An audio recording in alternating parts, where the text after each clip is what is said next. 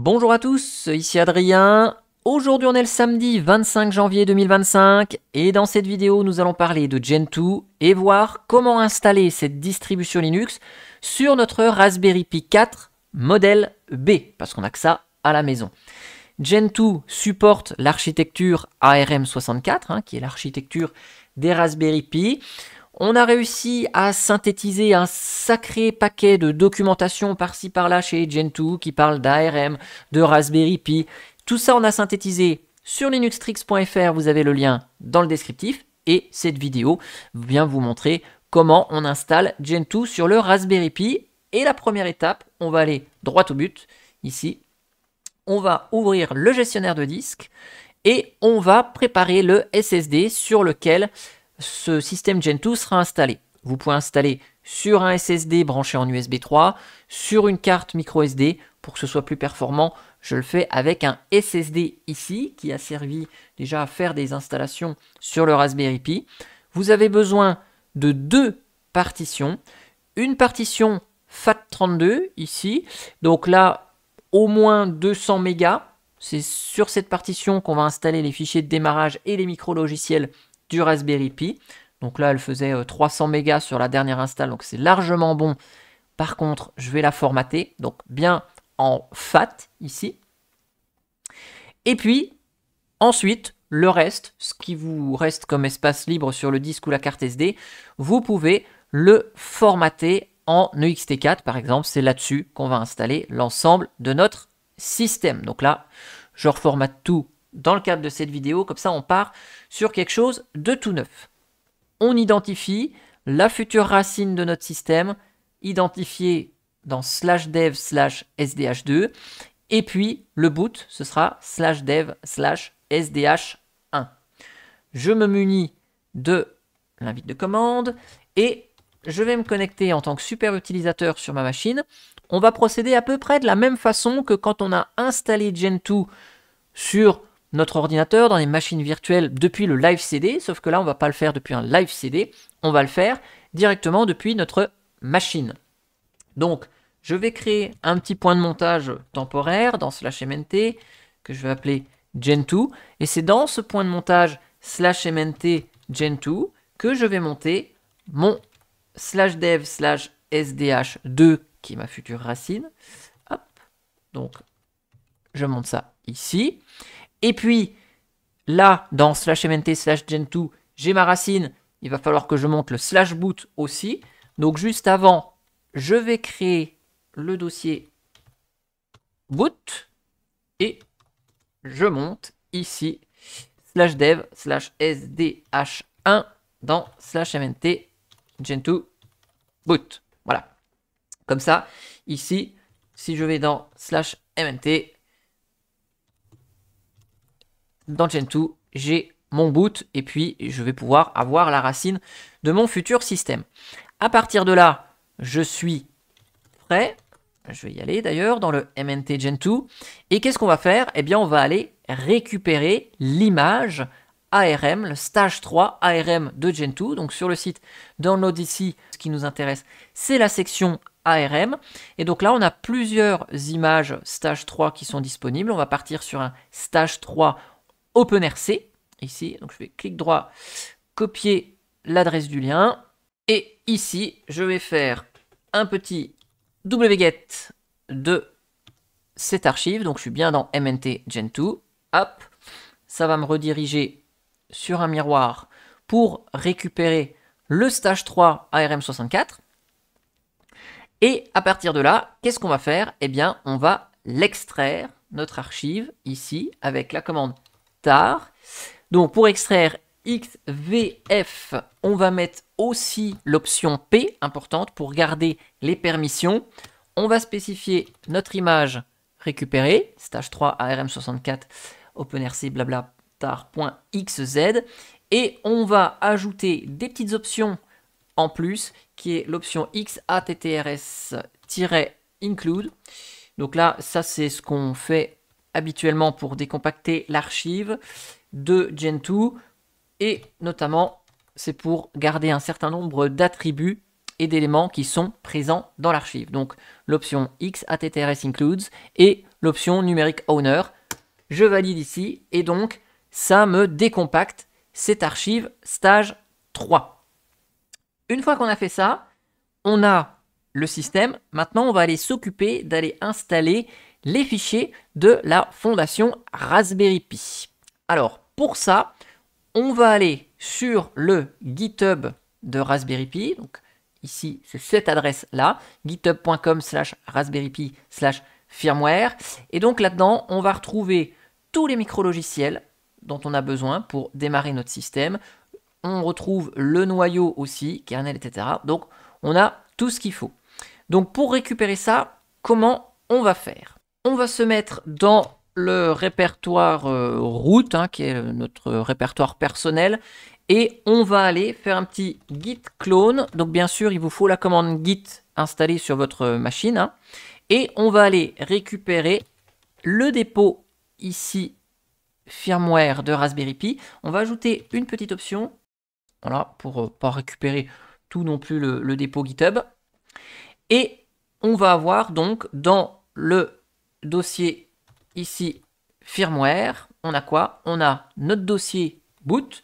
Et dans le dossier boot, qu'est-ce qu'on a? On a tout ce qu'on va copier sur notre partition boot.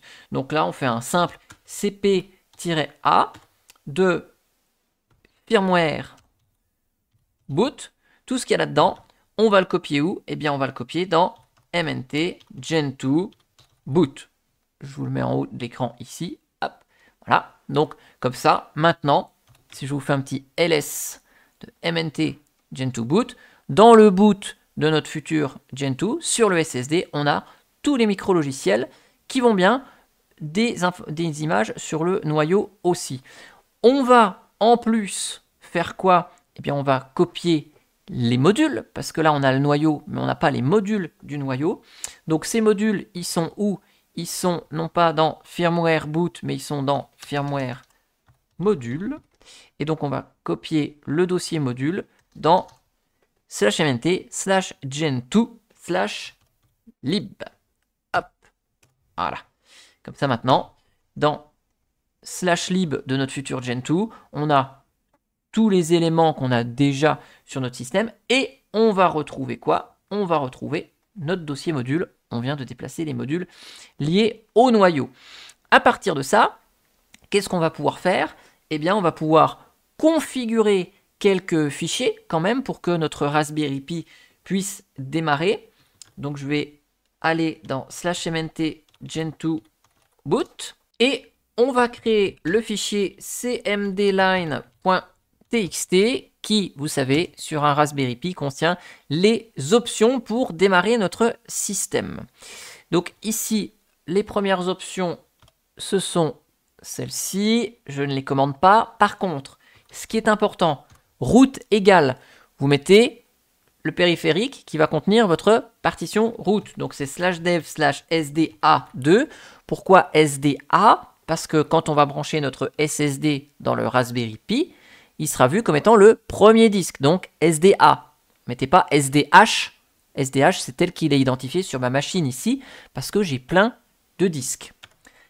Root fs type égale ext4, on précise qu'on est en ext4, et ensuite j'ajoute quelques options supplémentaires, dont surtout celle-ci, net.ifnames, qui va dire à notre système, appelle les interfaces comme au bon vieux temps, la première interface réseau, on sera sur ETH0, puisque quand on va démarrer notre système Gen2, il va récupérer automatiquement une adresse IP sur le réseau et c'est configuré pour que ce soit avec ETH0. Et puis, vu que je branche mon disque SSD en USB 3, je rajoute la petite option qui va bien ici, USB Storage Quicks, dont j'ai parlé à travers une vidéo pour pas avoir de soucis pour démarrer sur le port USB 3.0.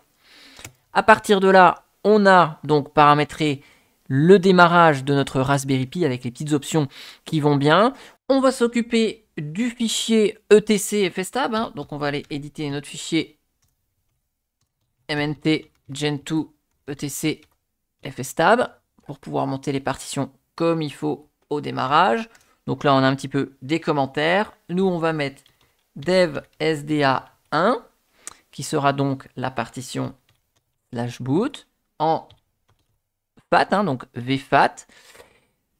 Chez Gentoo, dans la doc, il nous propose ceci comme type d'option pour le Raspberry Pi. Donc on va les mettre ici, 0, 0. Et puis dev SDA2, qui sera notre partition racine en ext4. NoaTime, ça suffira comme option. Et puis 0, 0. Voilà. Donc là, on remplit le fichier fstab qui va bien. Ensuite, on va paramétrer dans le conf.d hostname un petit nom pour notre système. Par défaut, vous voyez, c'est localhost. Donc, on va l'appeler par exemple rpgen2, par exemple. Vous l'appelez comme vous voulez. C'est histoire de lui donner un nom d'autre. Et si vous avez un domaine, un nom long, vous pouvez mettre le nom long complet, hein, donc .linuxtrix.lan, par exemple. On peut mettre le nom long. Ici, il n'y a pas de souci. Comme ça, fichier fstab, il est fait. Fichier du nom d'hôte, il est fait. Par défaut, quand on a récupéré l'image stage 3, on n'a pas de mot de passe pour l'utilisateur root. On n'a pas la possibilité de chroot notre système, puisque moi je suis en 64 bits sur ma machine, et je ne peux pas chrouter mon installation puisqu'elle est en ARM 64. Donc je ne peux pas rentrer dans mon système, j'ai pas la même architecture. Donc l'astuce qui va consister pour définir un mot de passe root, on va aller directement modifier le fichier etc shadow de notre système Gentoo. Alors attention avec ça, ne le faites jamais sur votre système. Ici, c'est ce qui est mentionné par Gentoo. J'ai pas vu d'autre solution, c'est peut-être un peu étrange. Ce fichier etc shadow, il contient la liste des utilisateurs et surtout, chaque ligne correspond aux informations pour le mot de passe de l'utilisateur. Et donc là, ici, sur la doc de Gentoo, ils nous disent, vous supprimez la ligne où il y a root et vous la remplacez par cette ligne-là. Donc une ligne super grande, vous l'avez hein, dans l'article linuxtrix.fr. Et donc ça, c'est Raspberry comme mot de passe, mais qui est chiffré, hein, qui est haché. Donc ça va définir le mot de passe en minuscule Raspberry à notre utilisateur root. On le changera après le premier démarrage. On enregistre ce fichier. Attention, faites pas de changer rien d'autre dans ce fichier. Si jamais on utilise le clavier directement sur le Raspberry Pi, on va pouvoir aussi mettre la disposition du clavier hein, avec le fichier keymaps. Donc ça, c'est comme une install de Gentoo normale. On se met en FR. Normalement, on n'aura pas besoin d'utiliser le clavier du Raspberry Pi. Tout doit démarrer du premier coup. On pourra se connecter en SSH direct. Hop. Mais au cas où, je mets le clavier en français.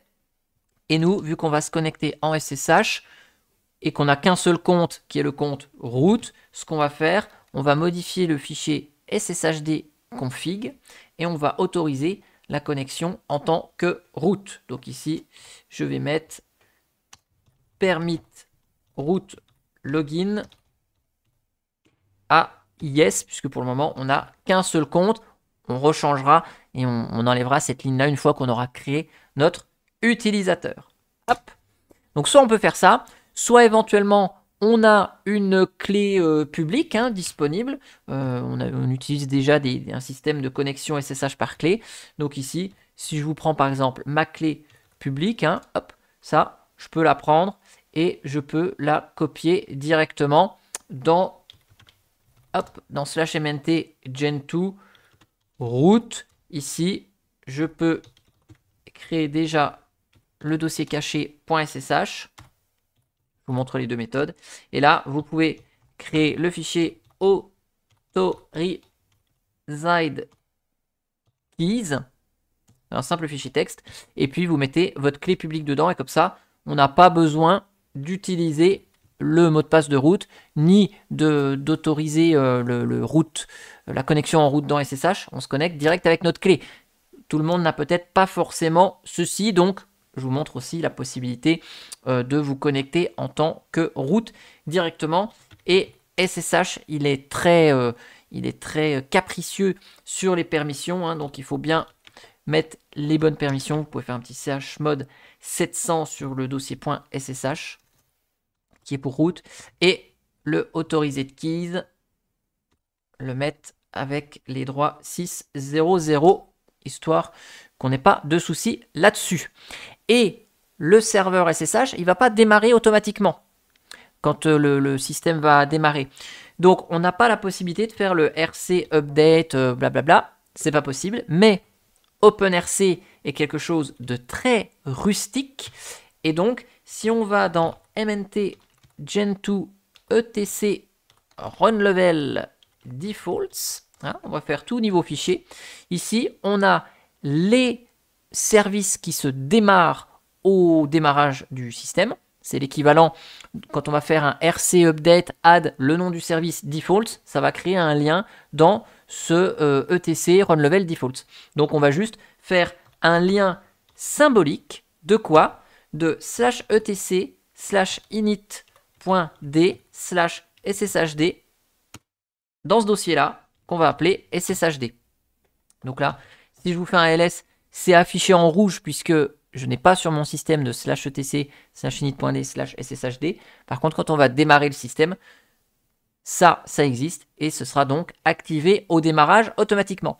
Donc comme ça, on a fait le fichier fstab, on a fait la partie authentification, on a mis un mot de passe à root et donc il ne nous reste plus qu'à faire quoi? Eh bien, de sortir de tout ça, je fais un petit cd et de démonter avec un petit umount. On démonte quoi? Eh bien, on démonte /mnt/gen2 et on va le faire de manière récursive, comme ça nous démonte mnt gen2 boot, notre partition fat, et ça démonte mnt gen2. Et à partir de là, je débranche le SSD que je mets dans le Raspberry Pi, hop, que j'allume, je vous bascule sur la carte d'acquisition, et donc vous allez voir le Raspberry Pi démarrer. Ok. Donc vous voyez, ça démarre assez vite, puisqu'avec le fichier cmdline.txt, ça démarre direct, et on est sur notre Raspberry Pi. Ça y est, donc on va pouvoir se connecter dessus. On ne voit pas à l'écran l'adresse IP qui est affichée, on voit juste starting DHCP client daemon. Donc il a dû récupérer une adresse IP. Je reviens ici, j'ai plus besoin d'être root là. Et maintenant, on va faire quoi? Eh bien, on va se connecter sur notre Raspberry Pi. Donc quand je le branche avec le câble Ethernet, il a toujours la même adresse IP. C'est facile, je la connais. Sinon, vous vous connectez à l'écran et vous faites un IPA. Vous identifiez l'adresse IP. Là, je me connecte et vous voyez, tout à l'heure, j'ai mis ma clé publique. Et donc là, il me demande la passphrase de ma clé privée pour pouvoir me connecter direct. Et vous voyez, je suis connecté sur mon Raspberry Pi. Et à partir de là, hop, je vais vous mettre un petit peu plus grand ici. Je vais fermer ça, il n'y en a plus besoin. Donc je suis bien sur mon Raspberry Pi. Si je vous fais un petit unem-r, là, on voit bien que je suis sur le noyau du Raspberry Pi en version 6.6. Première chose qu'on va faire, on va initialiser le mot de passe. On va surtout changer le Raspberry Pi qui est par défaut. Et donc là, hop, je vais mettre un mot de passe, mon mot de passe habituel, comme ça, je le connais. Si vous avez modifié le fichier etc ssh sshd-config, vous pensez bien à retirer la ligne permit root login yes, et dans la foulée, on va créer un utilisateur avec la commande user add-m pour créer son dossier personnel. On va l'ajouter dans les groupes users, will, comme ça on pourra faire du sudo après. Portage aussi, comme ça on pourra rechercher des logiciels sans forcément être root. On lui met un shell qui est celui que vous préférez. Donc bash ici. Et donc je crée mon utilisateur Adrien. Et je fais un petit passe wd Adrien pour lui créer un mot de passe à mon utilisateur Adrien. Voilà. Comme ça maintenant, si je veux, je peux me connecter directement en tant que Adrien et plus de connexion directe en tant que root. Donc ça c'est bon. Vu que le serveur SSH il est démarré, hein, pensez bien à le redémarrer pour qu'ils prennent la configuration nouvelle et qu'ils tiennent bien plus compte d'une connexion en direct en tant que route avec mot de passe possible.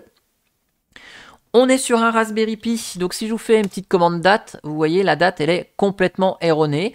Le système est probablement allumé depuis 7 minutes, et donc il nous met la date au 1er janvier 1970. Donc on va régler tout ça. Ce qu'on va dans un premier temps faire, qu'est-ce que c'est?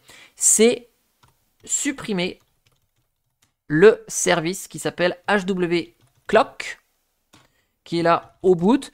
Ce service ne sert à rien puisqu'on n'a pas sur de Raspberry Pi 4 d'horloge matérielle. Par contre, on va ajouter le service SW Clock, qui est une horloge logicielle. Donc celui-là, on l'ajoute ici et on va définir de ce pas notre date. Donc date-S 2025 01. On a dit qu'on était le 25. Et quelle heure il est? Il est 13h21 au moment où j'enregistre la vidéo. Voilà. Comme ça, je définis la date et l'heure correctement. À la racine, ici, j'ai toujours mon archive stage 3. Si je veux gagner un petit peu de place, je vais pouvoir la supprimer. J'en ai plus besoin. Avant de s'occuper de paramétrer portage, on va aller modifier quoi? On va aller modifier le fichier etc portage mec.conf. Vous vous souvenez de ce fichier-là? Pour le moment, il est livré dans son jus. Donc, qu'est-ce qu'on va ajouter? Use égale, pour le moment, on ne met pas de use flag. On va ajouter make opts égale, et alors là, il va falloir être très précis. Quand on va compiler des logiciels, jusqu'à combien de jobs parallèles on va pouvoir utiliser. Le Raspberry Pi 4, c'est un quad-core, il y a 4 cœurs. Par contre, certains logiciels comptent 2 Go de RAM par job de compilation. Donc, il faut ajuster le truc. Je vais rester sur un J2 ici pour éviter d'être à court de RAM. Si on veut un système en français, on peut mettre L10NFR. Comme ça, les paquets qui ont une localisation française pourront installer les éléments en français. Je vais ajouter la petite ligne qui va bien. Hop, default, emerge default opts, qui va définir les options de emerge qui sont déjà là, plus j'active le quiet build pour éviter qu'on ait toutes les lignes de compilation à l'écran. Et je vais ajouter également l'option portage scheduling policy à idle, ce qui va permettre de pouvoir compiler sereinement si jamais notre Gentoo elle est en production. Donc là, je enregistre le make.conf et on va faire the commande, la fameuse commande emerge-webersync qui va nous permettre de télécharger et d'extraire l'arbre portage en dernière version. Je vous rappelle, sur Gentoo, c'est la liste de tous les logiciels disponibles. Donc cette commande emerge-webersync va récupérer tout ce qui va bien sur notre système Raspberry Pi. Hop, donc là, c'est récupéré, c'est bon. Alors par défaut, on est sur des miroirs qui peuvent ne pas forcément être très rapides. Quand on a fait l'installation via le live CD de Gentoo, on avait un petit outil qui s'appelait Mirror Select, qu'on va installer ici. Donc je vais l'installer, Mirror Select. Je vais utiliser l'option 1 qui va permettre de l'installer one shot sans l'enregistrer sur le système. On en a juste besoin qu'une seule fois de ce logiciel. C'est donc Mirror Select, c'est le logiciel qui va nous permettre, vous savez, d'avoir la petite interface qui va nous mettre les logiciels, enfin les miroirs les plus proches de chez nous qu'on va vouloir utiliser dans le fichier mec.conf plutôt que d'utiliser le miroir par défaut de Gentoo. Hop, voilà, donc Mirror Select est installé. Je vais juste réduire un peu l'affichage. On va lancer la fameuse commande Mirror Select, la même qu'on lançait depuis le live CD, donc Mirror Select-i-o, et on va ajouter les infos dans etc portage mec.conf. Ça nous ouvre cette petite interface qui va bien, super jolie, et on va aller sélectionner un miroir qui est rapide, qui est plutôt proche de chez nous. Donc vous savez, chez moi, j'ai Stud Esslingen qui est assez rapide. Donc je vais le prendre en HTTP. Et puis je vais en prendre un deuxième au cas où. Je vais prendre NetCologne par exemple. Hop, voilà. Et comme ça m'ajoute dans le fichier etc portage mec.conf automatiquement cette petite ligne Gentoo Mirror. J'ai pas besoin d'aller récupérer les adresses des miroirs. Donc là, on a toute la partie logicielle qui est présente. On a les miroirs qui sont paramétrés. Vous savez, avec iSelect Profile List, vous avez la liste de tous les profils disponibles. Donc là, nous, si je remonte ici, on va voir avec la petite étoile celui qui est sélectionné. C'est le profil 15 au moment où j'enregistre cette vidéo. Default Linux ARM64 23.0. Si vous voulez changer de profil parce que plus tard vous voulez installer un environnement de bureau ou autre, on peut le faire de la même façon. Ici, on va rester sans environnement de bureau. Donc, le profil par défaut, il est bon. Pour éviter d'avoir des petits problèmes à modifier des fichiers de configuration pour dire qu'on a lu des licences, hein, moi, ça m'énerve un petit peu. Donc, ici, je vais créer etc portage package.license, donc à l'anglaise. Et je vais créer le fichier dedans custom, donc etc portage package.license custom, et dedans j'écris étoile / étoile, donc ça veut dire pour tous les paquets de toutes les catégories, je valide toutes les licences. Voilà, donc ça c'est facultatif. Voilà, moi je le fais comme ça, je suis tranquille. Vu qu'on est sur un Raspberry Pi, on n'a pas trop de puissance, je veux rapidement procéder à l'installation de mon système, donc je vais activer les dépôts binaires. Par défaut, ils sont actifs, les dépôts binaires. Il faut juste que je fasse le petit get tuto ici pour initialiser toute la partie vérification de la signature des fichiers binaires. Et à partir de là, je vais pouvoir utiliser l'option petit g à immerge qui va aller récupérer automatiquement les paquets binaires s'il y en a dans ma configuration. Si vous souhaitez avoir les binaires de façon automatique, on va pouvoir ajouter dans le fichier mec.conf, dans Features, getBinPKG comme option, et comme ça on n'aura pas besoin de mettre le G à chaque fois de la commande immerge. Je vous ai fait une vidéo sur le sujet des binaires, je vous renverrai vers celle-ci. Ok, donc là c'est initialisé.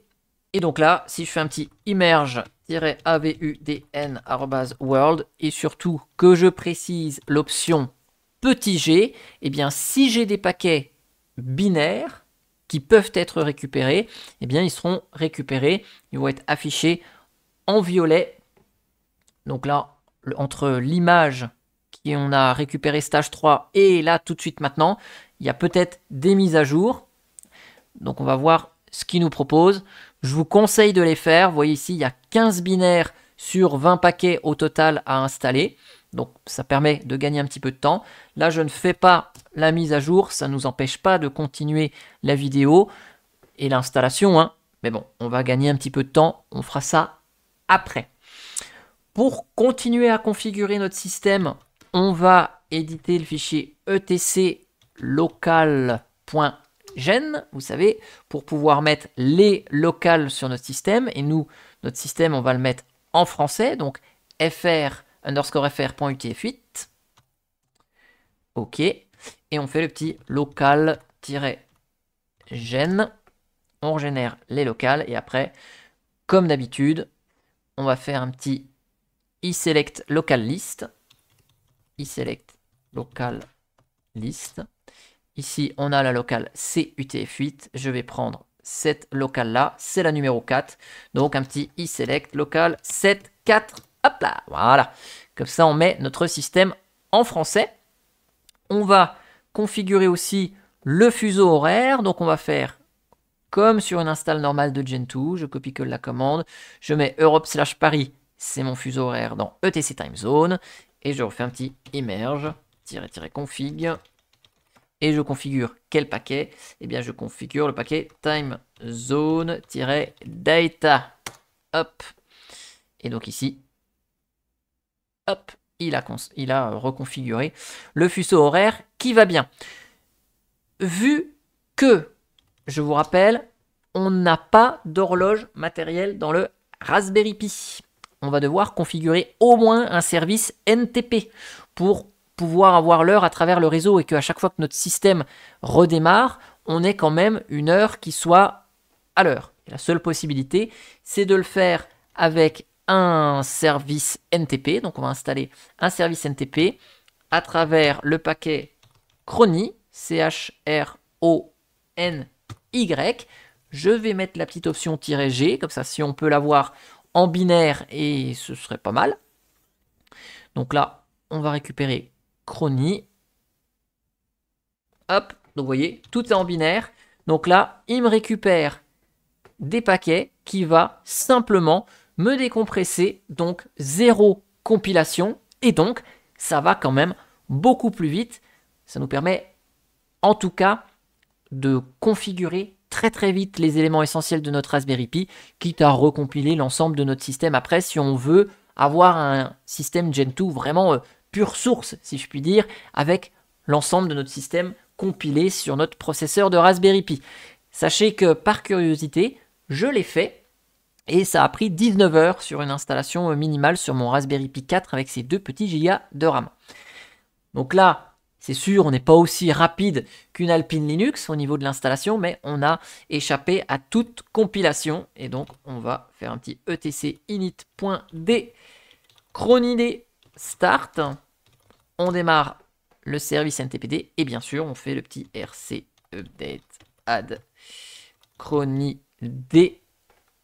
default. Comme ça, on va démarrer le service NTP au démarrage de la machine.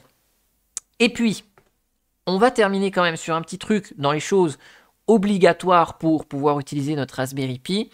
C'est que, vous vous rappelez, si je vous liste ce qu'on a dans /boot, là, on a tous les micro-logiciels qui sont fournis de la part de Raspberry Pi. Mais on les a récupérés, vous savez, depuis GitHub.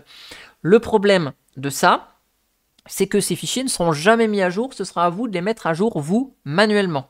Donc, ce qu'on va faire, on va installer 2 paquets qui existent sur Gen 2, qui sont les paquets Raspberry Pi Image et Raspberry Pi Firmware, qui sont respectivement tous ces micro-logiciels et le noyau Linux de Raspberry Pi, mais qui est fourni dans le gestionnaire de logiciels de Gen 2. Comme ça, quand il y aura une mise à jour, eh bien, on en bénéficiera en même temps qu'on met à jour notre système. Donc pour faire ça, je ne vais pas pouvoir installer ces paquets sur mon système direct parce qu'il va me dire « Ah bah j'ai déjà des fichiers qui existent, je ne peux rien faire ». Donc ce qu'on va faire, dans notre /boot, on va faire un petit dossier TMP et on va déplacer tout ce qu'on a dans /boot dans notre dossier TMP. Donc maintenant, mon /boot, il est vide. Et à partir de là, on va pouvoir faire un petit immerge-av. Je vais vous installer donc Raspberry Pi-image et Raspberry Pi-firmware. Hop, voilà. Et donc, ça va nous récupérer aussi bien tout ce qui est noyau Raspberry Pi, donc Raspberry Pi image. Donc là, c'est le 6647 qui va me récupérer. Et Raspberry Pi firmware, c'est tous les fichiers qu'on avait dans /boot. Donc là, je lui laisse le temps de récupérer, je vous accélère ça. Voilà. Et surtout, on n'oublie pas de recopier, c'est pour ça que je ne les ai pas supprimés, hein, le fichier cmdline.txt qu'on avait créé à l'installation. Hein.